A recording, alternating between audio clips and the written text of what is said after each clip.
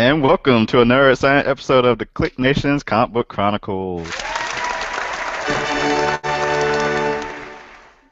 I am your host, Tim DLGG, and I'm joined by the man in a slightly different recording location tonight. His name would be Dirt, aka at PCN_Dirt on Twitter. Hi, Mom. Thanks for coming to my show. From the confines of his nice space heater. That's right. I'm sitting on a heater right now. Trying to keep warm. And we also have at Agent_70. What's up, everybody? And I'm, of course, at TimDOGG98, and also at the Click Nation. And Roddy Cat, at Roddy Cat, is not here tonight, but hopefully he's watching at home, giving us moral support. And, of course, you can go to theclicknation.com to find all previous episodes of the Comic Book Chronicles and comic book reviews. Let's see. Follow the Twitter account at theclicknation. Like the Facebook fan page, facebook.com/theclicknation. Add us to your circles on Google+. Just search for The Click Nation. Subscribe on iTunes and Stitcher Radio. Just search for The Click Nation. Subscribe to the YouTube channel, youtube.com/theclicknation. And if you ever have any email you want to have read on a future show, you can send that on over to theclicknation@gmail.com. And I'd like to remind you that we record live every Thursday night around 9 o'clock, even though tonight is 9:30. But mostly every night, every week is 9 o'clock Eastern Time on Thursdays. And be on the lookout for updates on Twitter and on the Click Nation website if there is a change to the time. Yes. That's why you should be following us on social media accounts so you can stay abreast. And tonight we're recording on January 23rd, 2014. And let's see what comic book news we have for this week. I think the news was slow this week. Actually, I remember some stuff popping up today that I saw, but I don't think I had time to put it to our nice, handy document. But, of course, on the Friday after last week's episode, I believe DC announced that Lex Luthor would be joining the Justice League on issue 30 that comes out in April. The aftermath of Forever Evil. Yep. The joys of 3 month ahead solicits to spoil storylines. And I think they also said that Ted Kord will be appearing in the pages of Justice League, and Captain Cold is also going to be a member.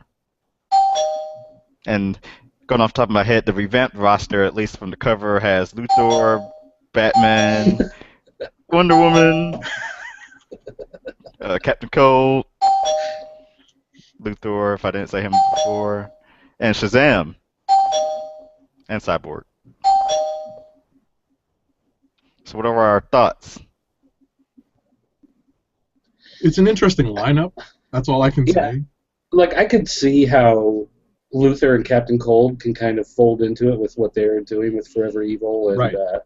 And the tie-ins. So, like I was just thinking today, I was reading the Forever Evil tie-in books from last week and the week before, and I was just kind of thinking, like, they're actually trying to give, like, the rogues some honor and some dignity, even though they are villains. And I was thinking, that's kind of interesting. I wonder what they're going to do. And then, so they're joining. Captain Cold's joining Justice League. I can kind of see how it's going that way. So I'm actually looking forward to see how all this plays out. Yes. They're all making face turns. We're going to use like some the wrestling terminology. It's Or like he the goes- it's like the Attitude Era. Right. The Stone Cold Steve Austin against authority is the good guy. That's right. Hulk Hogan had to turn into Hollywood Hulk Hogan, and then fans started cheering him because he wasn't a bland babyface. And then he turned good again, and then he turned bad again, and then he turned good again. They went back to the feather boa red and yellow. And then he went to TNA, and then he left TNA, and now he's going back to WWE. Is he? Yeah. Oh, For my WrestleMania. gosh. Oh, yeah, Yeah, well, you know, WrestleMania is the time when they all come back. Yeah, well, it sounds like Hogan is going to be inducting Warrior into the Hall of Fame this year. Oh. No kidding. Wow. And also don't forget that Hulk Hogan made the sex tape. What's that? Never forget. Never remember. Never remember what? Hogan's sex tape. Oh, can we not? Anyway. Moving on. Moving on. Let's see. Batman versus Superman, Man of Steel sequel, whatever it's being called, is going to be pushed back to May of 2016.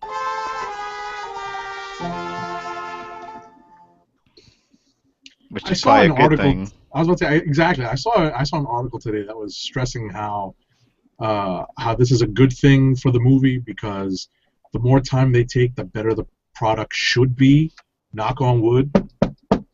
So, you know, that's the best they can hope for, is that the more time they take, the better product they can produce. But, you know, did that work for G.I. Joe Retaliation? Nope.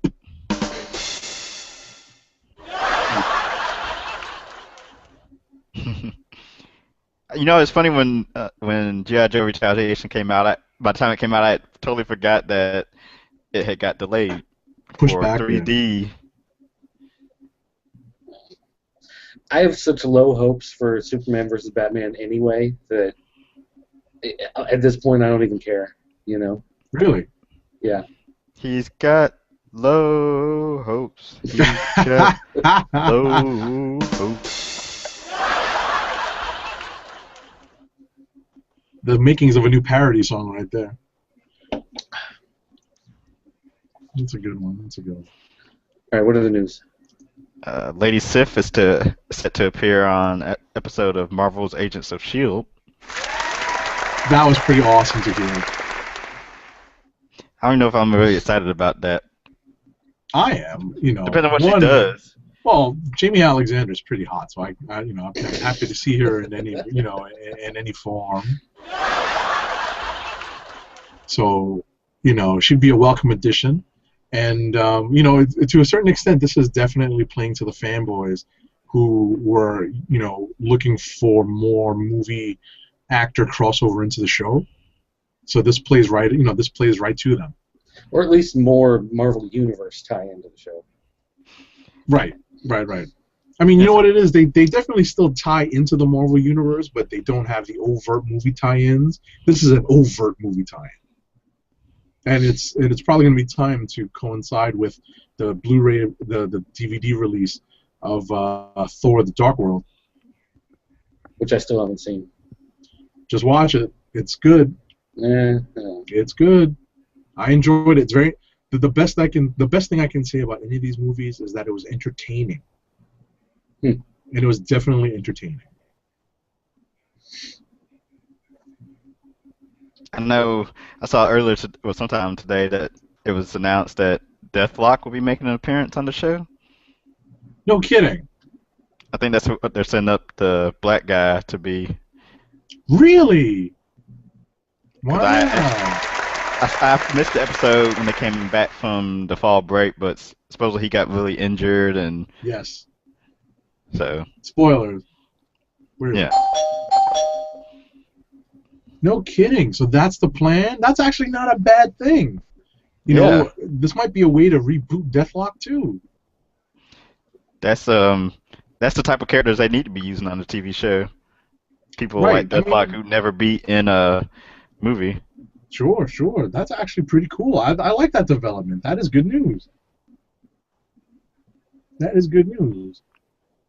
So that's all the news we have written down. Well, there's a bit of news I saw posted. I saw go up late in the day. Marvel's Ant-Man is taking the release date that Man of Steel, that the sequel with Batman and Wonder Woman had originally been scheduled for in July of 2015. And the Ant-Man movie has been pushed to that date. So we'll be seeing Paul Rudd as probably Scott Lang. in the new Ant-Man movie in July 2015. Yep. That's not really much to really say there. They just Right. taking advantage of an open slot. Hey, that's a good, that's what you got to do. Is there anything else that hit today news-wise? Anybody? Nah. Cool. The one thing I wanted to mention is that I had lamented when Valiant relaunched that they didn't have the books that I was really a fan of, Right, Magnus Solar, and Solar, Management, right. And Dynamite has gotten the deal on those, and they picked those up. And apparently, Dynamite, they picked up the license from Dark Horse. I guess Dark Horse dropped it, so Dynamite picked it up. And Dynamite has decided that they are doing those books basically as Valiant continuations, not as the old Dell Gold Key continuations like Dark Horse had done. So they are doing them.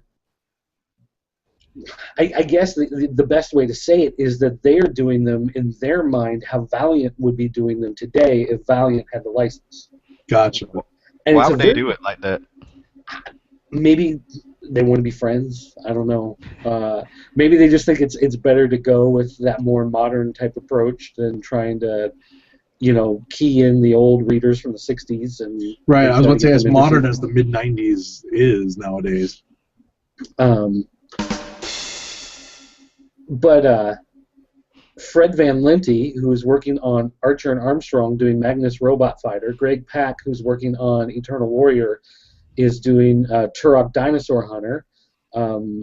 Bart Sears, who is currently working on Bloodshot, worked on Exo Manowar and Turok during the old Valiant days, is working in Turok.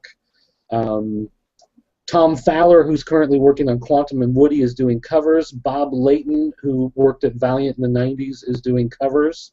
The cover of Turok #1 is basically a riff on the Turok #1 from Valiant in the '90s, done by Bart Sears a couple times. Yes. So Dynamite is also doing pull box cover variants, just like Valiant is currently doing with subscriptions. Let's see. There was something else. So maybe that's why they're following Valiant, because they're copying and doing the same things they're doing in their current comics. Yeah, and so they're basically, they can't interact with those other characters, but it just sounds like they're trying to make them feel as if they are interconnected, and they're probably, trying to beg with Valiant to make them somehow interconnected. I saw I guess it was a 5-page preview for Magnus Robot Fighter, and I have to say I'm actually really looking forward to that book now. Yeah, I actually want to read those. I was kind of like iffy on Magnus, but Solar is one of my favorite characters, so I'm always looking forward to that. But Magnus, I wasn't too sure if I was going to read it or not, but from what I saw in the preview, I'm really looking forward to it now. If Fred Van Lente is writing it, I definitely want to read it. The only one of those characters I actually remember from my childhood is Turok, because he had a video game, right? For Yeah, I hit a couple. Yeah. N64 or one of those. And they did one on was it PlayStation 3 and 360 a couple years ago. Yeah, if we happen to get review copies of those, let me know. All right. Any other news? Go on. Oh, it's short story time by Dirt. It is? From whichever Meltzer you. Oh. Say what? Okay, so Tim and I have had this running gag going on between us for a while because there's a pro wrestling writer named Dave Meltzer, and there's a novelist and comic book writer named Brad Meltzer. Right. And so every time I mention Brad Meltzer, Tim's always like, "Oh, isn't that the pro wrestling guy?" And anytime I mention Dave Meltzer, he's like, "Oh, the guy who wrote Infinity Crisis." Yes. Whatever. Yeah, whatever Crisis. that was. Yeah. Was it Identity Crisis? Yeah, I think it was Identity Crisis. So anyway, I mentioned I sent out this tweet, Facebook post, whatever, saying that I was squealing like a 12-year-old schoolgirl, giggly little schoolgirl, because Brad Meltzer had actually responded to one of my emails, and he had laughed in this email at my joke, and the joke was stupid. Like it's not even a funny joke, but still, I got the email laugh. I got the exclamation point ha in an email from this guy, so I was like, "Yee, he read my email and responded." But it's funny how this basically worked out is, I'm on a whole bunch of mailing lists. I get a whole bunch of press releases and everything like that. And the Brad Meltzer press releases, whenever he's doing a novel or a kid's book or a comic or anything like that, they're always written like a letter. Like it's always like, "Hey guys, I just wanted to drop you a line, let you know that my new novel's coming out," whatever. And it's always very friendly. It's very conversational. It always has something like, "Hey, copy and paste this, tweet it out, post it on Facebook that says my friend Brad is coming out with a new book," that kind of stuff. And so I realized one day that these press releases are actually originating from a Gmail address. Like it's just a standard Gmail address that they're coming from, and then they're being sent out on these press release lists. So he sent out this press release. He has a new kids book coming out. And he talks about how he loves writing a kids book. This is for his kids. He hopes you'll enjoy it. You'll share it with all the kids that you know and everything like that. So I responded back to the original Gmail address, and I just said, "Hey, can I share this with adults who think and act like kids? Because I know a lot of them." And sure enough, I get this response back from the Gmail address that just says, it's got the ha. It's like, "I know a lot of people like that too. It's this is something that everybody can enjoy, even the kids in our lives who have jobs and drive cars, whatever. I don't know." But still, he responded to it, and it just had the signature at the bottom. It just had a line and B, and like a hyphen B. That's how he signs his stuff, Brad Meltzer, hyphen B.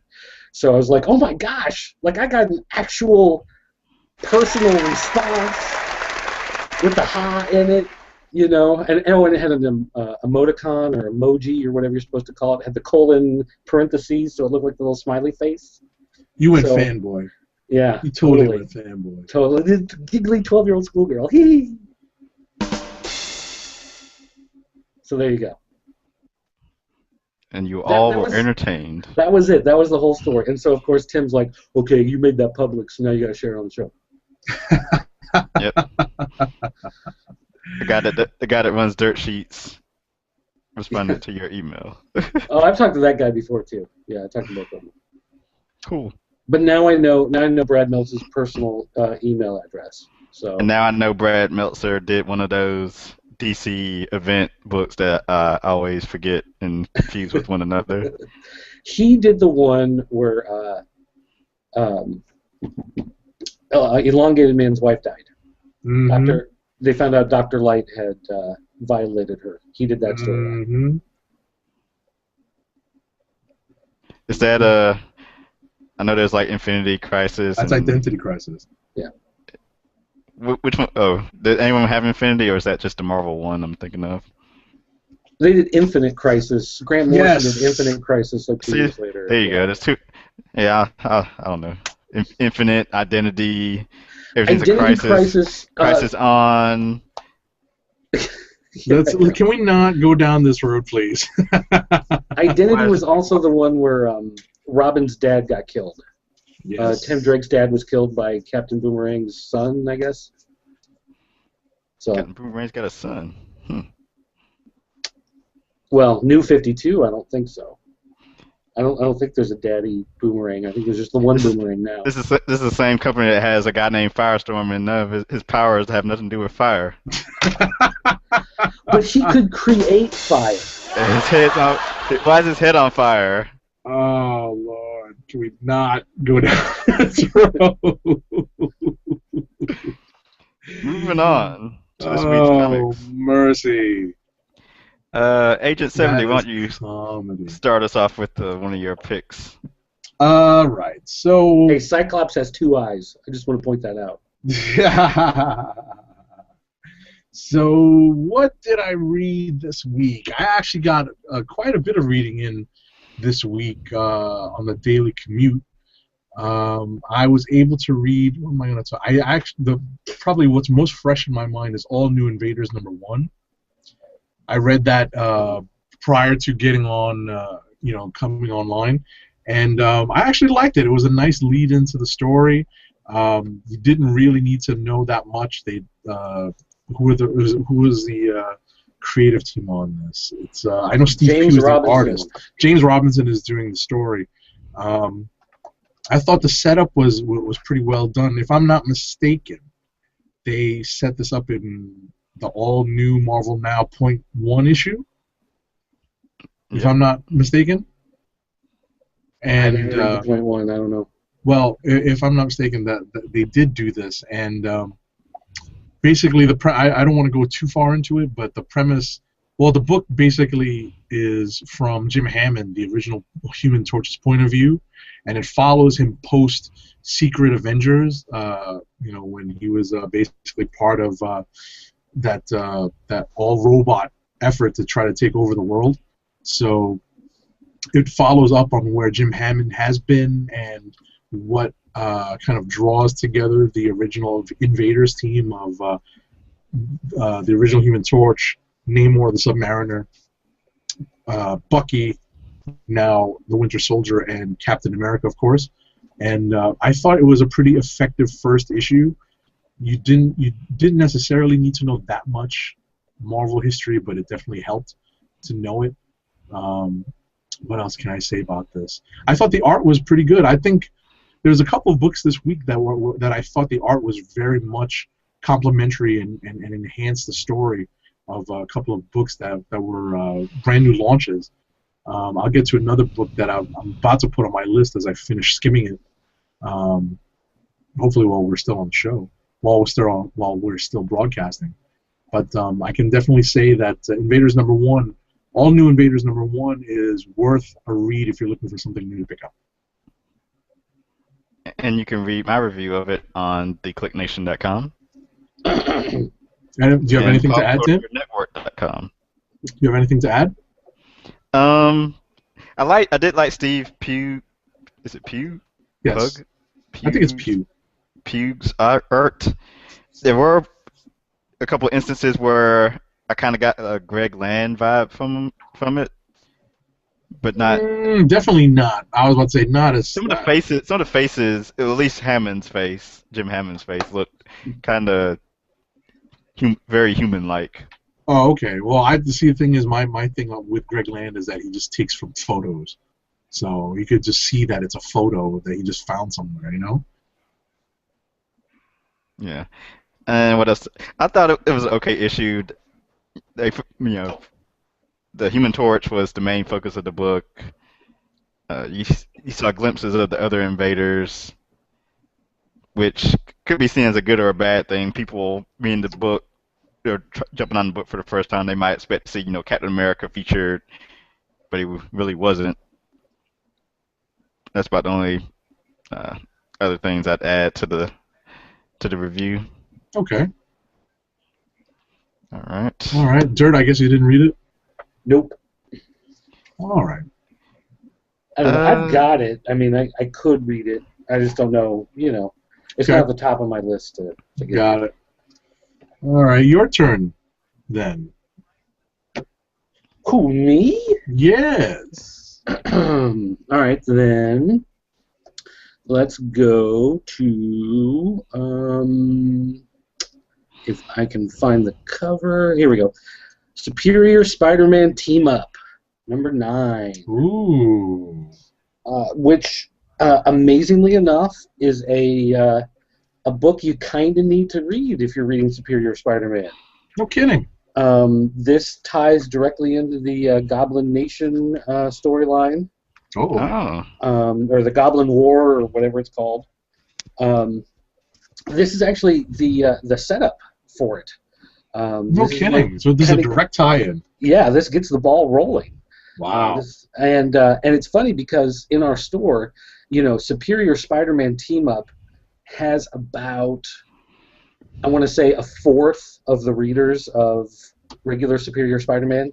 Sure. So I think understandable too. Yeah, yeah. So I think this is going to be one of those, like, in a week, everyone's going to realize that they need a copy of this, Like, it's going to be disappearing off the shelves. It's much lower ordered than the rest. But Basically, Punisher and Daredevil basically grab the attention of Spider-Man, and they just say, look, something's wrong in the city. Like, we can tell that there's something going on. Things are starting to heat up. We can't tell exactly what the problem is, but, we can tell that there's this undercurrent of something building, within the city. And so he takes them back to Spider Island, and you find out that Goblin has actually dropped an agent into the Spider Army, whatever Superior Spider-Man's people are called, I forget. But yeah, his private force, there's an undercover agent working for the Goblin there, and he's stealing a bunch of the old weapons that Spider-Man has confiscated. So some of the old Goblin gliders are missing, Vulture's wings, and so at first you think a pumpkin bomb, stuff like this, and you think that it's going to be going for like the Sinister Six, like they're getting their weapons back, whatever. But instead, you're finding out that he's actually planning on using these to arm his people. Like whatever war this is that he's planning is actually going to be an all-out war, an actual war. He's getting weapons, he's getting armament, and not to give everything away, but the end of the book definitely shifts the balance of power for Superior Spider-Man, where it seems like he has everything laid out, he's got everything worked out, he knows what's going to happen, but this double agent who's infiltrated has shifted the balance of power, and now everything looks really bad for Spider-Man, Punisher, and Daredevil, because they are the New York on-the-street vigilante, superheroes, and they're the ones that are going to feel the brunt of this, and now they find themselves right in the middle of it.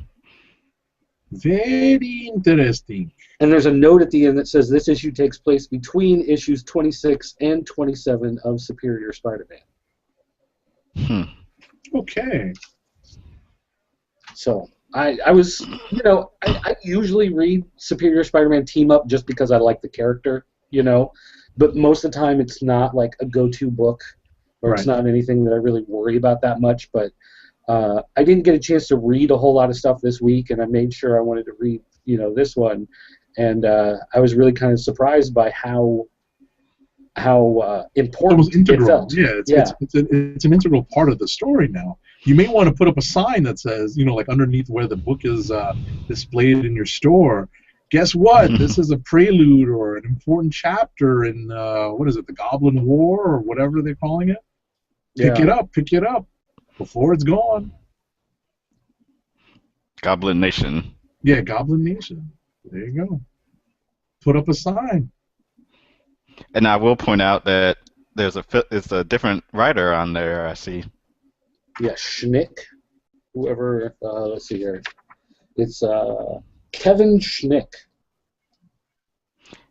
You got me? I like how you mentioned that you usually pick this up to read pretty early just because you're a fan of Superior Spider-Man.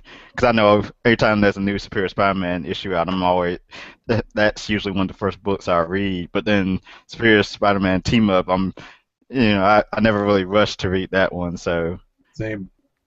Yeah, it always felt like it's just kind of, they want another book with his name on it, so they make this other book that's just kind of, the non-integral stories. It's right. Just him, and because it's called Team Up, it's like him and some other random character, and it's just to show how he interacts with other parts of the Marvel Universe. But I really liked how this played out. I was really impressed by the story. It's going to be interesting to see what happens with this book once Superior goes away, if it stays away, and Amazing relaunches. Maybe it'll go back to being Marvel Team Up. Well, there's still no official word on whether or not Superior is staying or going away once Amazing comes back. Right. And I kind of feel like they're going to change the title. Somehow the character. I just don't. You can't get rid of Doc. He's become too popular as a Spider-Man. Put it that way. Yeah. There'll be some kind of twist. I don't know. I'm definitely intrigued for it. I want to see what happens. But if they cancel Superior and get rid of Doc for whatever reason, just put like Peter back in his brain, and that becomes amazing, I'm going to stop reading. And I'll hold firm to that for about 2 issues.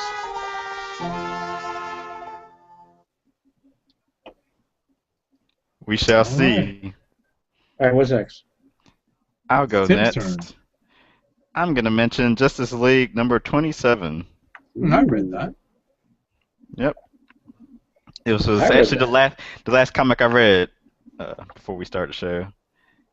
Read it about 2 or 3 hours ago. And this deals with, of course, this is a Forever Evil tie-in, and it mostly deals with Cyborg getting back in the game. Getting reinvented. Basically. Yeah, Cyborg 2.0. He's And it's leaner, actually- he's faster, he's meaner. Yep, and actually makes sense because he gets himself a new body. Yeah, I knew that they were going to redesign Cyborg at some point. I just, I was waiting for a good excuse, as to why it would happen. And, of course, Forever Evil gives them that good excuse by separating Victor from his android body. Mm-hmm.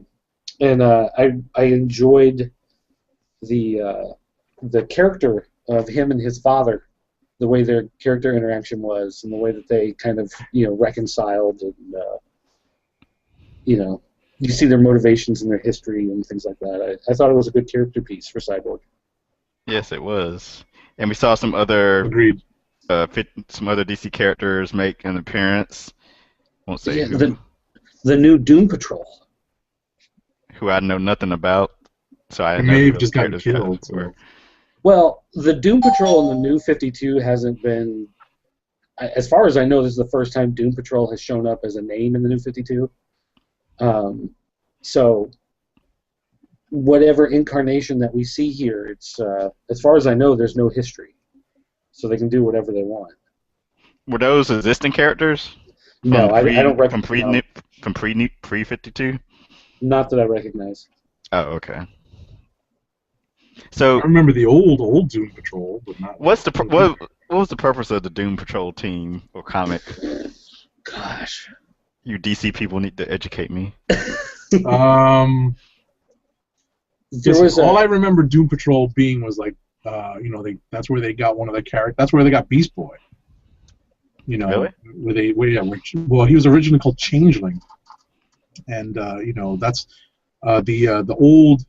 Well, the new Teen Titans from the early '80s drew heavily upon some of the stories of the Doom Patrol because one of the members, Changeling / Beast Boy, came from that. So that was my introduction to the Doom Patrol. I was not very familiar with them growing up until then.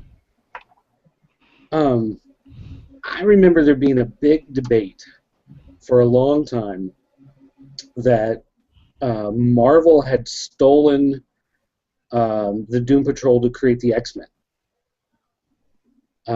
Because basically the idea of the Doom Patrol is you had this wise old man in a wheelchair, Right. and he had this group of superpowered freaks who were alienated from society, who he was training to help humanity in the hopes that they'd be able to, kind of bridge the freak gap and make society, accept them. And this book came out I want to say the original Doom Patrol 1 came out 6 months before X-Men #1. So it was one of those things where Doom Patrol comes out and then X-Men comes out several months later with a very similar, kind of setup to them. But, I mean, it was basically just people who, they had superpowers, or they had, one guy was trapped inside an android body. So they were all, they couldn't fit with humanity anymore. So they were outcasts, and they weren't sure what their place in the world was. And this, wise old man took them under their wing and was teaching them how to use their powers and how to be a force of good, and how to, respect humanity and work alongside it, even though humanity didn't respect them. And it just seemed like a lot of the same stuff that was going on in X-Men, but for whatever reason, X-Men took off and Doom Patrol didn't. I think they had better characters. Maybe. You know, it's pretty simple. Well, they didn't have hot chicks like Jean Grey. Yeah. Marvel did it better. So anyway, but yeah, so Justice League 27, I realized, I sat down to read 27 and realized I never read 26 because it came out on Christmas. So I actually sat down and read them back to back, so I'm having a hard time like separating one book from the other inside my mind. But I do say I enjoyed the look at Cyborg, and I think if anybody, like, I know when the New 52 launched and they said Cyborg was going to be a part of Justice League, a lot of people, like, they didn't understand how he'd fit. Like, they understood Aquaman, they understood Green Lantern, of course Superman, Batman, Wonder Woman, but Cyborg seemed kind of like the odd man out. He was Super Friend. For one series, but not in the 5 others. But I think this issue, if nothing else, like his original origin issue was okay, but I don't think his original origin story like really made you care that much about him. I mean, he was a guy with a tough life, but you know, who cares? But I think this issue does a much better job of connecting you with the character and making you, making you care that he's a superhero. His origin in the first 5 or whatever issues of Justice League, I mean, everything kind of happened to him so fast. You didn't get a chance to really feel for him. Yeah, it didn't really have a lot of weight to it. There wasn't really any depth or heart. It was just, you know, hey, this sucks. Well, quick, make me a robot so I don't die. You know. Whereas in this one's much more about the choice of becoming a hero and continuing to sacrifice yourself. Yep. I definitely dug it. Yep.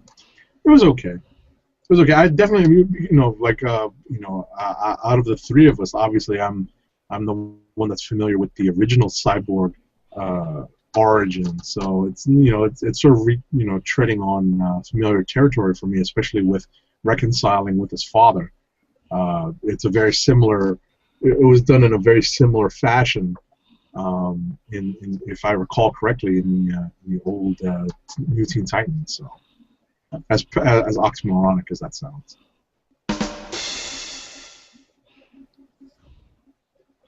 Okay, your turn, Agent 70. All right. I was just looking at my list of books, and one of the books I probably enjoyed the most because there seemed to be a lot moving. The story that had been kind of percolating in the book forward. There was a lot of movement in this particular story. It was Captain America number 15, where we get a much bigger, a much more detailed view of the Iron Nail, who is a new antagonist in the Captain America books. We also see the appearance of, spoiler alert, someone who, for us G.I. Joe fans, when you hear the name, just brings back maybe some kind of wacky memories, because now Remender's introduced a character named Sergeant Slaughter. No. Oh. Serpentor. William Globulus. Perry. No, this guy's name is Dr. Mindbubble. Like, really, Remender? You sure that's not Dr. Mindbender, really? So I'm hoping by the time I get to this, I'll enjoy it, because the Captain America book is one of the ones I've been contemplating stopping reading. Really? Like Captain America, Iron Man. I'm definitely giving up Iron Man for now. Yeah. Yeah, but I was like, why am I reading this? There was actually some pretty well written parts to this issue. I thought they did a lot of kind of a slow developing story with Nuke, and kind of calming him down, because we know Nuke as pop this pill, we're gonna fight for our boys, you killed our boys. That is the Nuke that we have seen in from Daredevil to Origin to appearances here and there in the Marvel universe, and this is probably the deepest exploration of Nuke's character we've had. And no spoilers, but something does happen to Nuke in this issue. You just have to read it and find out. But I definitely enjoyed this book because, like I said, it moves the story that's been percolating in Cap forward, by leaps and bounds. So if you want to jump on, this isn't the worst place to jump on, to be perfectly honest. I think you do need to have read the previous issue before reading this one. But if what you do is read, I guess, the first few issues of this most recent arc, I'm not sure. I think this is the second issue, so maybe you just need to read 14 before reading this one. I enjoyed it, but like I said, it seemed like it was moving the story along finally, and I was glad for that.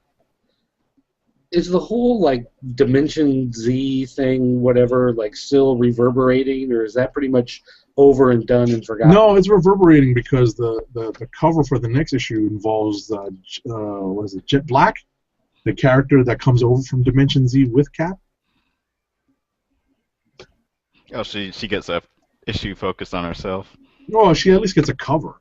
So she's definitely going to be a guest.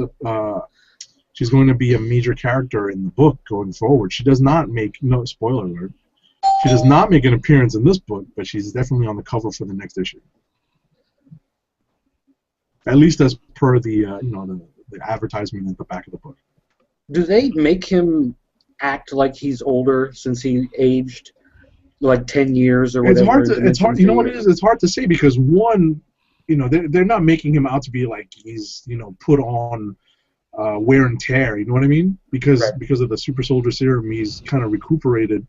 I think the first few issues post Dimension Z, they did do that, but they're probably going to sprinkle that in here and there. This issue was definitely more about Cap and relating to Nuke. That, like I said, that was kind of an interesting take on the Nuke character, and I thought it was fairly well done. Okay. What do you got for us, Dirt? We will go to George Romero's Empire of the Dead. Ooh. And the basic premise of this is, the zombie apocalypse has happened, some time has passed, New York City has kind of rebolstered itself. There are parts of town that are dangerous, but parts of town that are basically, fine. And what you're following a researcher who is traveling around with a guy who collects zombies and puts them into this arena and lets the zombies basically fight it out or fight against people gladiatorial style. Zombie combat! Pretty much. And basically, George Romero, he reworked his original Night of the Living Dead story into this, but he's changed the rules of the zombies, and he basically changed the ending of the movie, and he's changed what it's like to be in the middle of a zombie infestation. So, every zombie movie pretty much up until 28 days later was following that original Night of the Living Dead lead. Then the last decade we've had all these explorations into different things, and he is basically coming back with a new idea where the zombies, they come back from the dead, but they remember certain aspects of being alive. So, for instance, there's a zombie shopkeeper who's been zombified, and he's out in front of his store sweeping the sidewalk because that's what he did every day in his regular life. Mm. So as a zombie, he kind of shuffles out and picks up a broom and just starts sweeping because that's what he knows how to do. So the zombies maintain a certain level of intellect and a certain level of recognition, and he replays part of the original Night of the Living Dead story where this researcher, you find out, is the sister of Barbara, who was in the original movie, who watches her brother get killed, and she runs to the farmhouse and she finds all the people hiding out. And he changes that story so that the brother, when he's zombified, he actually breaks in and grabs Barbara and drags her out of the house, and basically drags her out to the barn, and she's yelling at him like, "I'm your sister, you can't do this to me, whatever, blah blah." And the zombie looks at her, and there's this sense of recognition on his face, like he's dragged her out of the house because she's not meat, she's family. He's protecting her. And so the whole nature of the relationship between the humans and the living dead changes. So now there's like this greater question of morality, like do you actually kill them like brainless animals, or do you try to rehabilitate them and somehow figure a way to interject them into society? And it's like we're out on Herschel's farm. There's actually some neat concepts higher up in the story. The problem is his base story. The issue, you find out that not only are there zombies, but somehow vampires are real in this universe. And if you look at the cover, you can see that there are bite marks on the neck of this zombie. That's because in this storyline, you find out that there are vampires as well. The vampires are feeding off the humans. So now there's going to be this zombie vampire human war, something that's going to break out. And like everything seems like a very interesting idea, and the fact that he's changed the human-zombie relationship is very interesting. You kind of want to see how this plays out, and then suddenly you're like, oh, vampires. Yeah.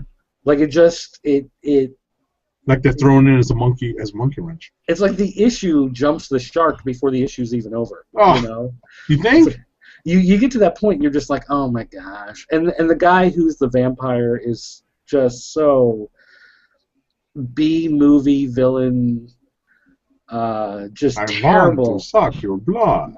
Is that really it?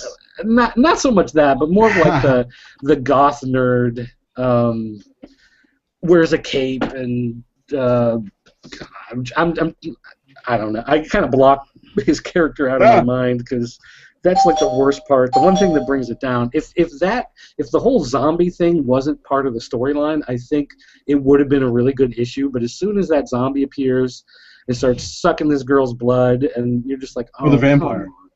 Oh yeah, the vampire. As soon as the vampire appears, it's there was a great story there, and then they just decided. No, but if you think about it, right? If vampires did exist during a zombie apocalypse, they would be kind of, they would be kind of panicked because their food supply would be dwindling as the human race zombified. Yeah, and they've done that. They've done that before. Oh, they have? Yeah. Oh, see, I guess it's not so original. In fact, IDW did a series a couple years ago just called, was it Zombies versus Vampires? I think it's oh, my God. Vampires versus Zombies. I don't Is this remember. better than Walking Dead? No. No. Like and like I said, it was actually pretty good up to a point, and then it just hits that Until point. they put vampires in it. And then it becomes a Fox network event instead of a great classic horror movie, That's fun. Okay. So is it my go again? I believe so. It is. Yeah, go ahead. Since Roddy Cat was bugging me on Twitter to get to this book. Oh no. Deadly Class #1, or as he coined it, 5 Morning Glories weapons. Oh no. That's so he funny. took 5 weapons and Morning Glories together, mashed them together to create Deadly Class. There's too many deadlies. There's too many image books with deadly and pretty and Dead weapons. Body Class. Yeah. Hey, it could be worse. It could be Blood. Remember that in the early 90s?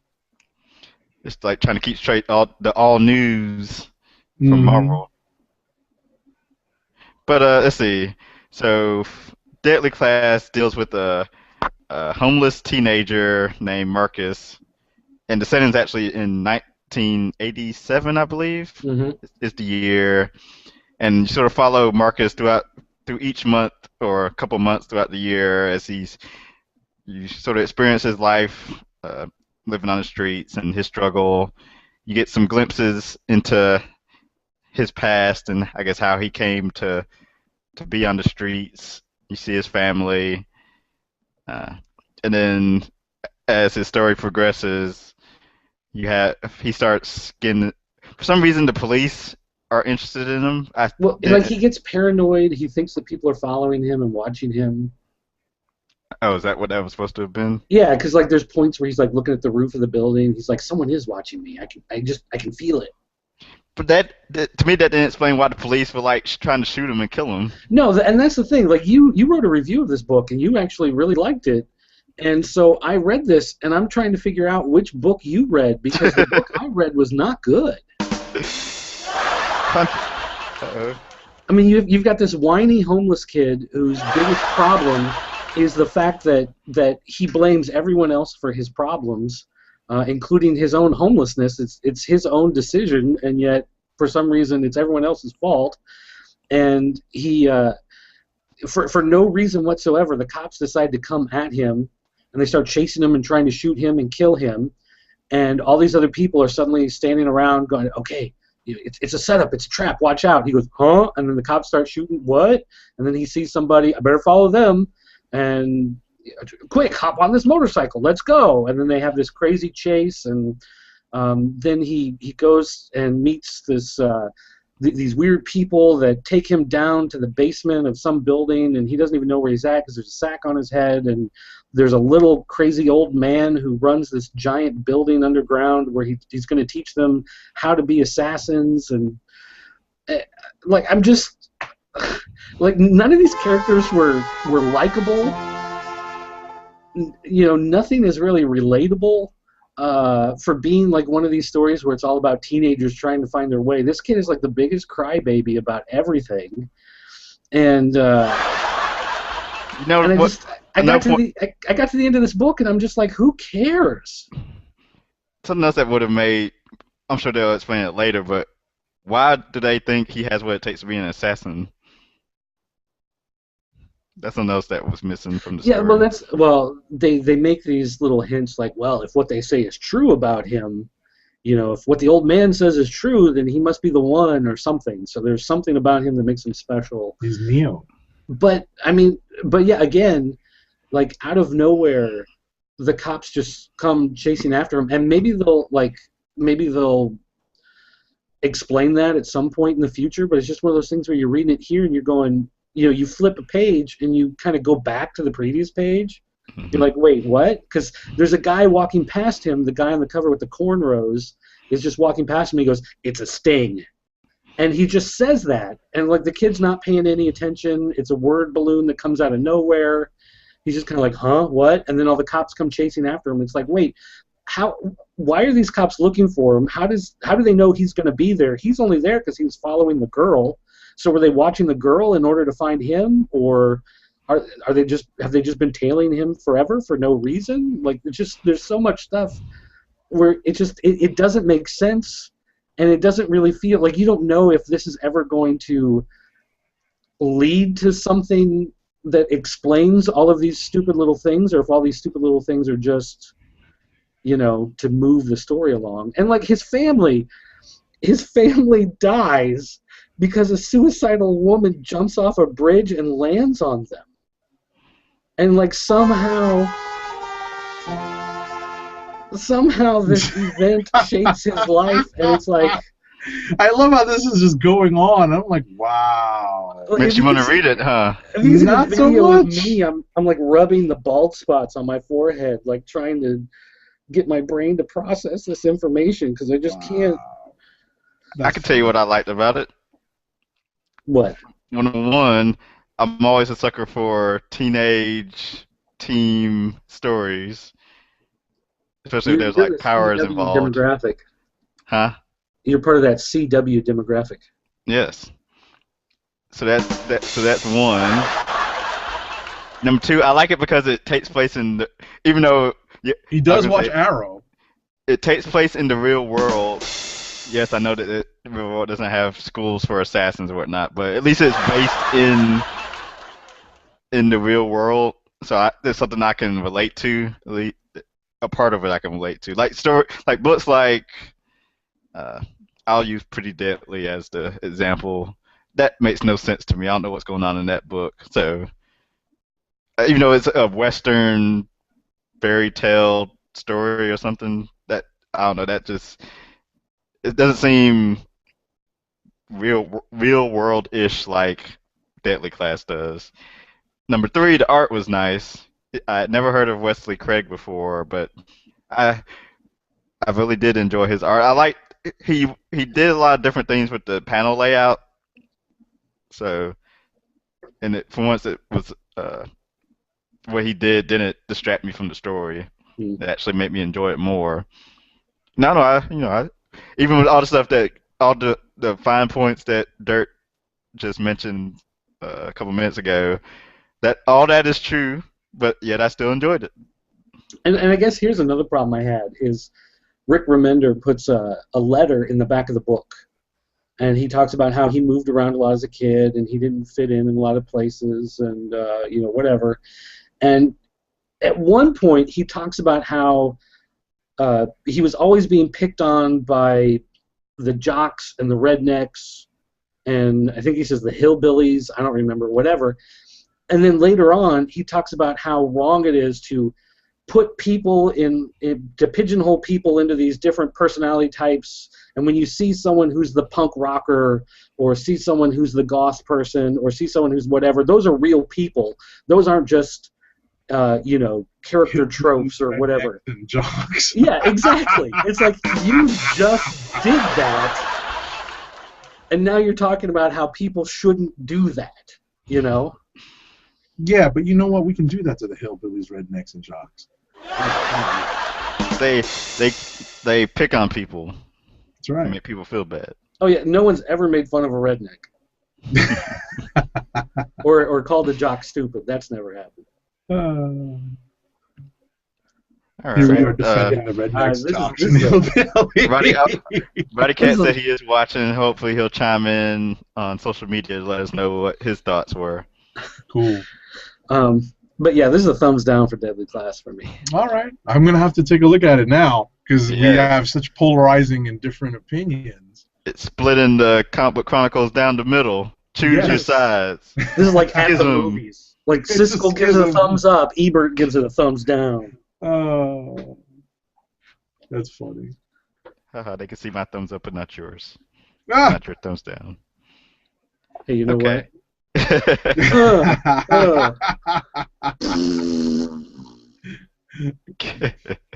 Ignore that. That's funny. I'm going to have to read this now, gentlemen. All Okay. right. So No, whose you turn don't. is it? Is it mine again? No, you don't. Yeah, and you can actually combine a couple of yours together if you want to. All right. Get some of these Let's out the way.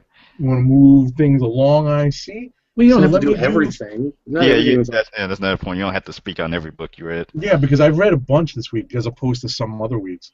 Let me hit.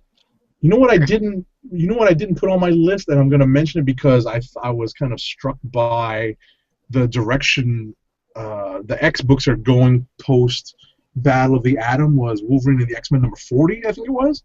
Okay. And I didn't put it in my list, but I definitely did read it. This story is basically this story revolves around Wolverine and Cyclops sort of healing the schism. We don't know if it's completely resolved, but the smile on Wolverine's face at the end of the book, spoiler alert, leads me to believe that the schism has been healed. Something else that's actually not on my list, I'm going to hit another X book, is the all-new X-Men number. What number is it? The 22 point now. 22 point now. 22 point now. The beginning of the trial of Jean Grey. Yeah, I wanted to read this. I haven't had the chance to get to it yet. All right. read I that will not much. spoil too much. Oh, I mean, go ahead. I mean, you're not. No, gonna no, no. ruin I it won't for spoil me too much. anyway, but- No, I mean the point is, there's some drama with spacefaring folks in this issue. You can kind of guess. That it has something to do with Jean Grey, and the Jean Grey that we knew and the wielder of the Phoenix Force. There's some stuff going on, so the wheels are set in motion for a spacefaring story, and we get a last page reveal, but we all know this book is being crossed over with the other Bendis book, right? Yep. Guardians of the Galaxy, so it's no big surprise that they make an appearance in this book, so that's not really a spoiler. Yeah, well, they're on the cover. Right. So ultimately, this gets the sort of story moving.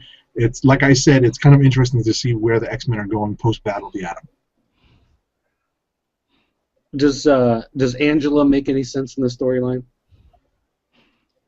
Might have to wait till next week's Guardians of the Galaxy. Exactly. Huh.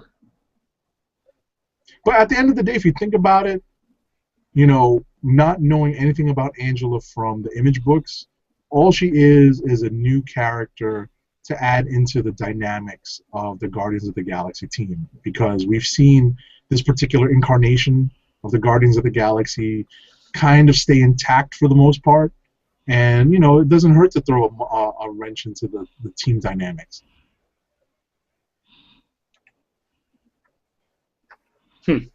That's my opinion. If you think about it, what was it? Was it the Abnett and Landing series where they were on the space station? I'm still reading that series, actually. Okay, I won't spoil. I mean, I haven't read it in this last year sometime, so... Yeah, but I don't want to spoil it. It's actually pretty good. So I'm going to try to get to it. Maybe I'll actually get to it before the movie comes out. There you go. All right, so in terms of those are the two X books I read. I did not get to... Was it X-Men number 9 came out this week?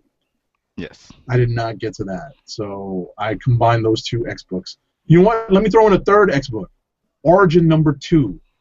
Very quickly, we get an appearance from Mr. Nathaniel Essex, who was hinted at on the cover of the first Origin, and things move on from there. There's not that much that happens in this book. It only slightly develops what happened in the first issue, but we do get to see an appearance by Nathaniel Essex, and if you don't know who that is, Google it. For longtime X-Men fans, you'll know who I'm talking about. So that's it. Look at that, 3 in 1. There you go. That's the way to do it. Let's see. I thought the way to do it was to get your money for nothing and your chicks for free. That was the way to do it. All right. I'll throw a couple DC books together then. We will start with Supergirl. Supergirl 27. This is continuing the new Lobo being on Earth. Lord. Is he still skinny? Kind of. Yeah. Well, this new Lobo is trying to track down the Lobo that everybody knows, because that Lobo is a fake who has stolen this guy's identity, and so he's a narcissist, and he's trying to get his name back. And basically, all the stuff with Lobo is just kind of there, I think, as a vehicle to show Supergirl getting enraged. Because as we know, she's going to be joining the Red Lanterns at some point in the near future. And spewing every time she gets mad. Basically, what has happened in the Supergirl books is she got kryptonite poisoning. She thought she was going to die, so she went into space, exiled herself from Earth, and just went into space, and got caught in this big time vortex thing and went back to Krypton in the past. And of course, in Krypton in the past, it was the Red Sun, so she was losing her powers. Oh, this is the whole bit with L.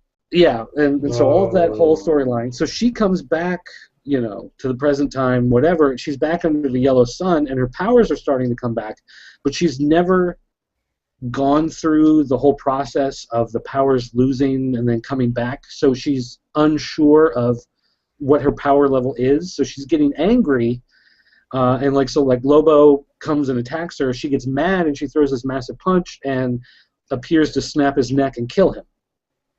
And so she's a little freaked out by the fact that she can't control her powers now. And she's starting to, doubt her ability to be a superhero, but at the same time, it's like everything that she's gone through in the past, year, they've kept doing storyline after storyline where, she meets a boy, she falls in love, he turns out to be a weirdo, she has to kill him, she gets poisoned, she gets Krypton back, but it was all a lie, and so, like all of this stuff has just basically made her crazy, and so now she's finding herself, it's like typical woman, emotions start to get out of control. Chicks, man, chicks, I'm telling you. I was going after the bling. But it at least, like, you can see how it's starting to lead into her becoming a Red Lantern. Like, it's starting to make sense how this is going to work out, like the way that she is getting enraged and the way that she's losing control and the way that she's just kind of pissed off. How she actually becomes a Red Lantern, I don't know, but you can see. I will mention that in I think a week or two ago's issue of Red Lanterns, I think a lot of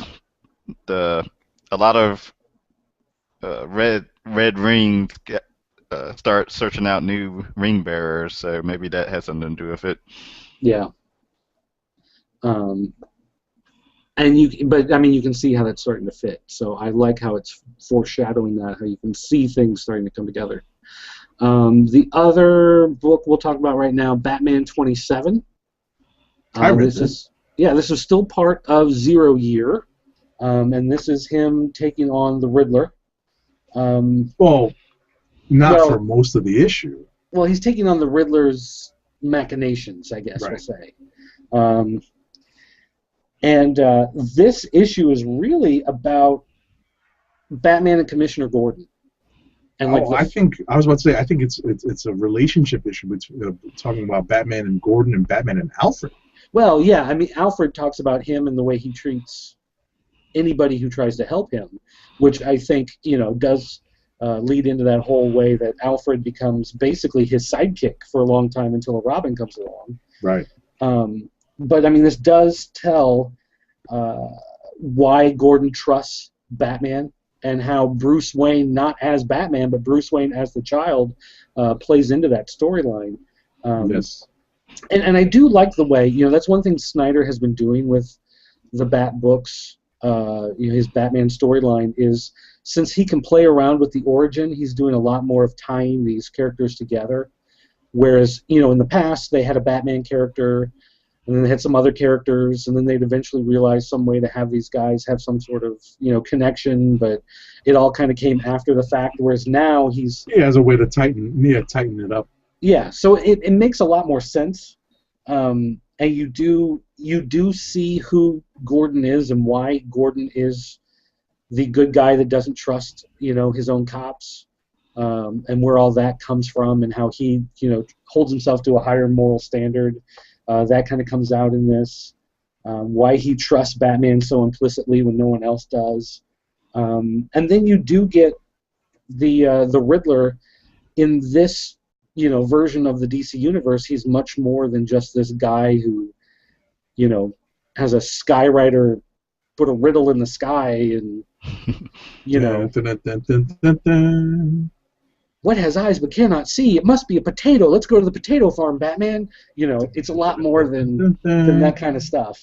He's much more devious and diabolical. And he did have that best, like that. What I'm humming, the ditty that I'm kind of singing or humming along is straight from the '66 Batman. The Riddler sound effect was actually pretty cool. I always dug it when they played it. And the one thing I like about this too is Batman as the detective is always trying to, follow the clues and, figure out the mystery, whatever.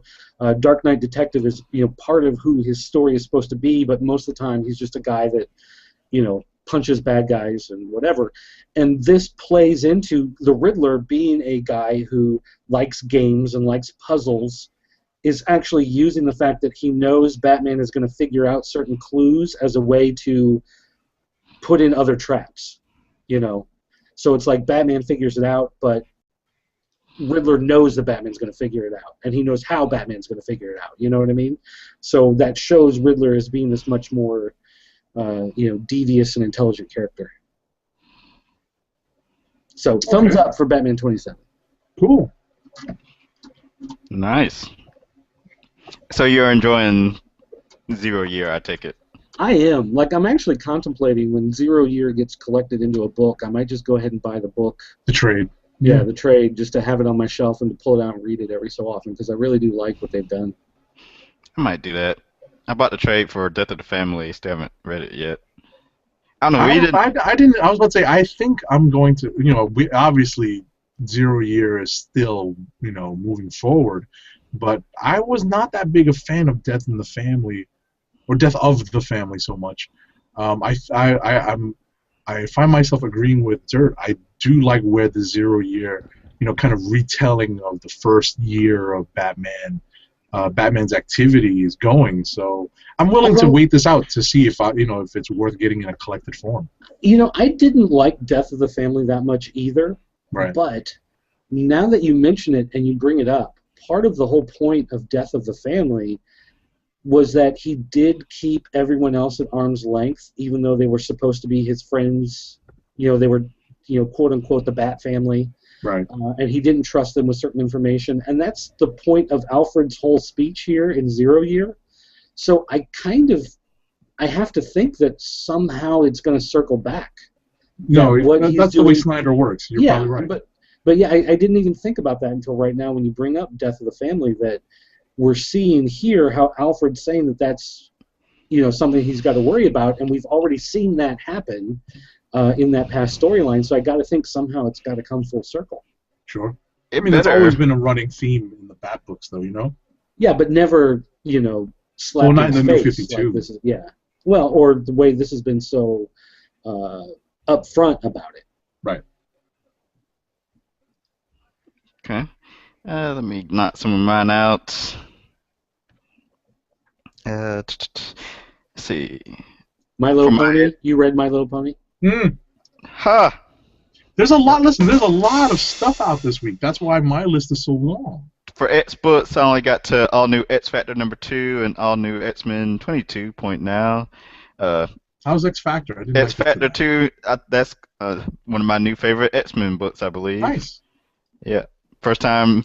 I never read X Factor, so this is my first time really jumping into a Peter David book in a while. I like this trio of mutants, Polaris, Quicksilver, and Gambit for now until 3 more future members join. And in this issue, they're taking on, I guess, an AIM scientist. And AIM also plays a part in some other books, a.k.a. Avengers #25. Yep.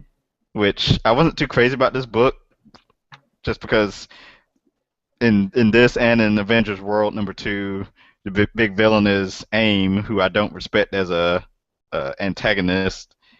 I don't care if they have their own island. I just don't care. I don't care about a bunch of scientists doing stuff, unless there's a big climax to Marvel building up AIM the way they have since last year. I just won't care about stories that feature them, which Nick Spencer seems to like focusing on so far. And the whole original X-Men, or original Avengers from the past, there's more to it than that. Yeah. Especially if you've been reading New Avengers, you might can guess what's going on here. That's right. So to that, it's definitely not a straight rip on the on All New X-Men. Which of course I understand. You don't want to just use the same as that story. You got to make it your own. But yeah. Well, is this the Crime Avengers from Earth 3? No. Oh, okay. No. But definitely, if you're familiar with what's going on in New Avengers, you get the gist. And it's it's definitely interwoven Hickman mumbo jumbo. Yes. Anything else worth mentioning? Well, you read Avengers World #2? Avengers World #2. That I did like. Well, I was gonna say I liked that it featured Cannonball and Sunspot, but it didn't really. It did feature Smasher, who I enjoy. That's good. I want to see more Smasher. I wouldn't mind if she had a solo book. Maybe a limited series. Yeah, I'd take think that. She could. Yeah, I was about to say. You think she could support a solo book? I don't know about that yet. Oh, never mind. I was gonna say, can Black Widow support a solo book? Well, we'll wait and see what the sales numbers are. Exactly. Yeah. Exactly. Can a lot of, I was gonna say I didn't read number 2 this week. I was going to, and I was just like, This is so much to Yeah. like there was I just was so like, I'll much to get to read it since later. the other day, so it's impossible to get it all in. unless Whose turn is it? Are we? we can be done. I was gonna say, you Unless- want to throw out clicks of the week? Yeah, I was gonna say clicks of the week time. Actually, wait a minute. I want to throw out one thing real quick. Go ahead and throw that book out. What? The one you said yes. No, I won't do that one. I won't do that one. Okay. All right, but one of the things, I've been trying to catch up on Transformers for a long time, and I've finally given up on trying to catch up because I'm not going to be able to read everything to get caught up. But right now there is a storyline going on called Dark Cybertron, which, if you've been following Transformers at all, they had 2 different series. They have More Than Meets the Eye and Robots in Disguise. 2 different series. They're happening in 2 different parts of the universe, unconnected to each other other than the fact that they're Transformers. Well, what they're doing with this Dark Cybertron is they're bringing the 2 series back together, and they're doing this crossover. And I finally decided that since I just don't have the time to go back and read all those old ones, I'm going to start with Dark Cybertron. This is Chapter 1. Chapter 7 just came out this week, and I've got the issues here. I'm actually going to sit down this weekend, and I'm going to read the Dark Cybertron story and jump ahead to this. And so then from this point on, I can be current with the Transformers books. So this is my homework for this weekend, is to sit down and read through all of these Transformers. Okay. Since we're talking about books we're catching up on, I think last week I did finally start back reading Invincible again. So I'm up to issue 25. Oh, all the way up to 25. Almost 1/4 of the way through the series. You only have like 82 issues to go. I figure if I read at least maybe like 2 or 3 issues a week, that's not too bad. It's a good pace. Yeah. Well, you don't want to hurt yourself. Real quick, I wanted to mention before we did clicks of the week, I did not get a chance to finish reading it because we went on the air, but I started Hacktivist #1, and the only reason I progressed past the first page is that I saw that this is an idea from Alyssa Milano. So Alyssa Milano, what's up? I wanted to say that Is this your way of flirting? Because I don't think you got it quite right. Come on over to the Comic Book Chronicles. That's right. Talk about your book. We will interview you and promo your book on the Comic Book Chronicles right here. So your way of getting her attention is telling her that you haven't finished her book yet. Well, only because this is such a busy week. Well, I think what we should do is dedicate an episode to this book because I did like the art and I did like where the story was going. I basically got halfway through before we got on the air, and I just did not have the advanced knowledge that she was the one who created this book. You should have made it a priority to get to the first thing Wednesday morning. I should have, and I regret not doing so. So ultimately, it's on me. And I think what we're going to do after the show is tweet maybe, and and throw in this tweet and say, look, we're trying to finish reading this, or maybe tweet it for next week, and have a full review next week. So that's that. So what's up, Alyssa Milano?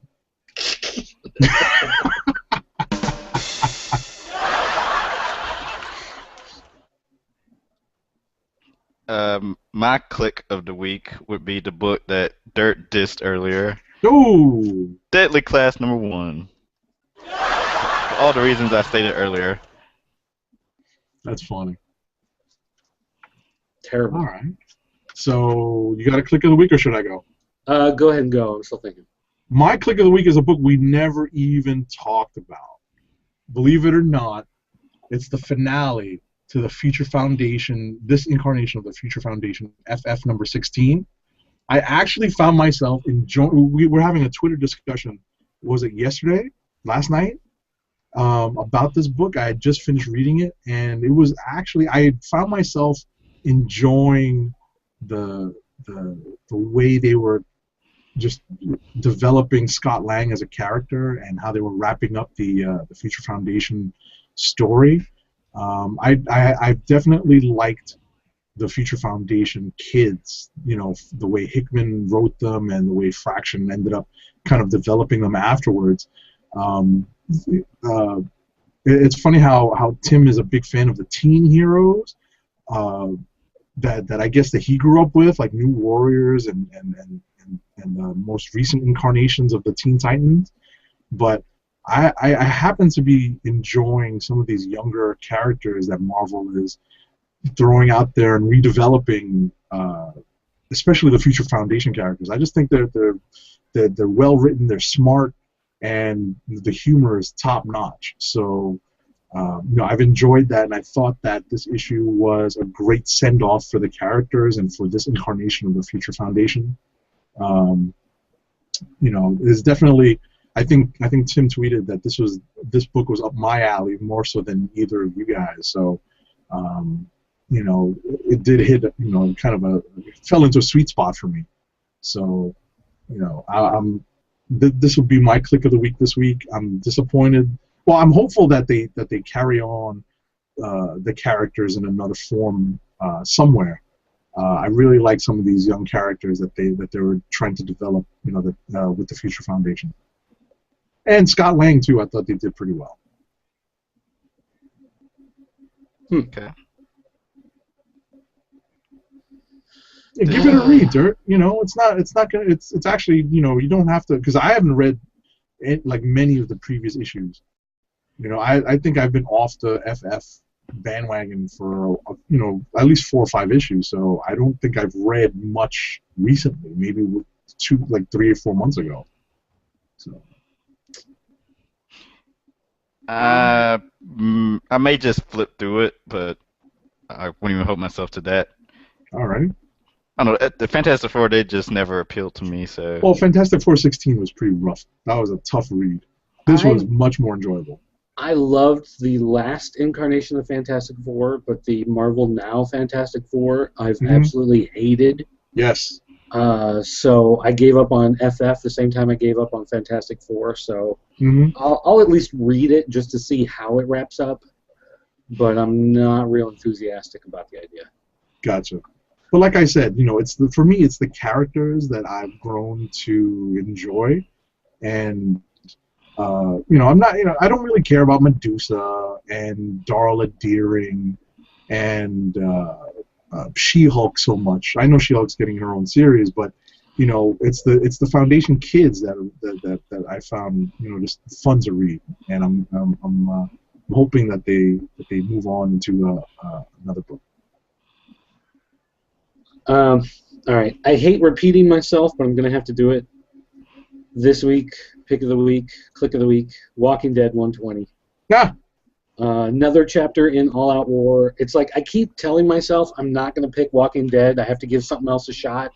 But every time an issue comes out, it's like the first thing I read as soon as it's available, and I'm always engrossed by it, and I always get to the end of it, and it's always one of those things where the book is so unfair on so many levels that I'm always reading the book and imagining, like, well, if I was in that situation, I'd try to, you know, do this. I'd try to, you know, it's like I'm always trying to strategize myself because I'm so drawn into the storyline. Issue 120, you know, this war has been raging between the different groups, and this is very similar in tone to what happened in the infamous Walking Dead issue 48, when the governor attacks the prison. Basically what you saw as the season 3, what I guess was the mid-season finale that we just had a month or so ago. I haven't watched it yet. Okay, well I won't. Yeah, but it happened 5 years ago in the comics. All right, I mean, come on. But still, it's very similar in tone to what happens there, where before, in the issues leading up to this, the different groups were fighting against each other, but you always kind of have this sense, well, one side will win, one side will lose, and things will kind of go back to normal. And this is the issue where it's kind of clear that nothing's going to be the same again. Like, this is another point in the story where things are going to have to change because of what is happening in this fight. I don't want to spoil it. Like, I don't want to say what it is. Like, I don't want to give it away. But this is the midpoint of the story. This is part 6 of 12, so we're only in the middle of it. But such a drastic, dramatic change happens in this, where it doesn't hit you in the face that the whole thing has changed. But when you get to the end of the book, you realize that it can never go back to what it was before. So now it's like it feels like all bets are off the table. Now they really have to see this thing through to the end, and it's, if more people die, then that's just going to have to happen, because it's going to have to be resolved one way or another. So again, They die. Yeah, it grabs you, and when I'm done reading it, I wanted to read it again, and it's one of those things that it just stuck with me ever since I read it. So I have to go with Walking Dead again. All right. Oh, and Roddy Cat As you said, bow to the Robert Kirkman statue behind you. Yeah, and I'm not proud of it. Roddy Cat says Mighty Avengers #5 could have been his click of the week based on the cover alone. He hasn't read it though. Oh, interesting. All right, that should do it for tonight's episode. I want to thank everyone for tuning in live tonight, or if you're watching on the replay or listening on the audio replay. Make sure to follow us on our Twitter accounts and social media accounts. I'm at TimDOGG98 and at TheNation. Dirt is at PCN_Dirt, and also check out his website, popculturenetwork.com. And Agent 70 is at Agent_70. Roddy Cat is at Roddy_. What am I talking about? Roddy Cat is at Roddy Cat, and at News Nerds Need. Yeah. There you go. Right. So, with that said, we'll catch you next Thursday night at 9 p.m. Eastern Time for another Comic Book Chronicles, and we are signing off. Peace.